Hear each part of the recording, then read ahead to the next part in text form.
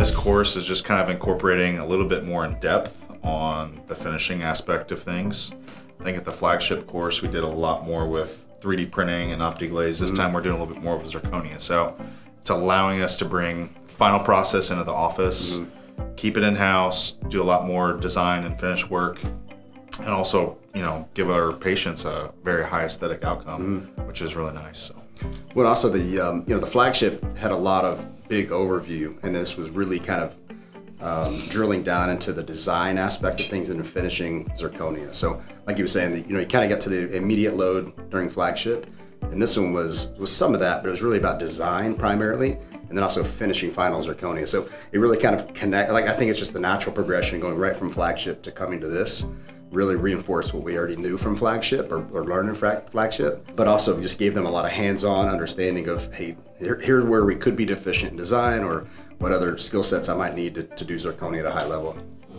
Yeah, I think the biggest thing with it is, you know, we're busy in surgeries and seeing patients and running our practice, and we don't have time to be doing these things. So we've brought our staff out here to come to this course. It's going to allow us to kind of feed some stuff off to them and let them kind of run that whole process. So I think from an efficiency standpoint, you know, it's great because it's going to be significantly lowering our lab cost. We're able to manufacture these things in-house, and our staff knows how to do the protocol now, which is really important. So, well, I think, you know, bringing people out here, I think, is because it's such a unique workflow. It's not just taught in lab training. So I think even if you're a seasoned lab technician, learning to do this workflow, I think coming out here really helps you understand. I mean, from the design standpoint, what it shows us is if we have some errors here or there, we can see where we can trace those back to maybe where we could have done better on our scans to maybe help the designer do a better job. So learning what the designer does really helps us, I think, do a better surgery and better records. I think the biggest thing for us is, you know, it's kind of amplifying the way that you can go through this process and give patients better care.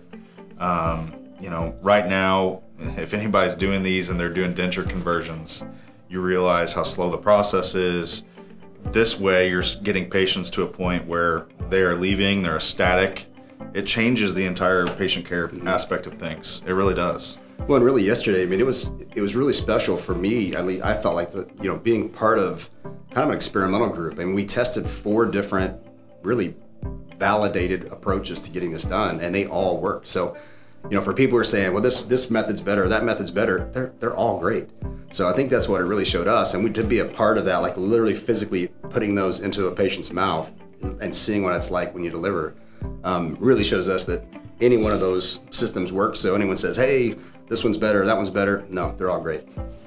I think the biggest thing for me is, you know, we talked about it a little bit earlier on, it's separating kind of the surgical aspect of things and giving us that next step to go to more of a final presentation for that patient. You know, they can't be in these prototypes forever.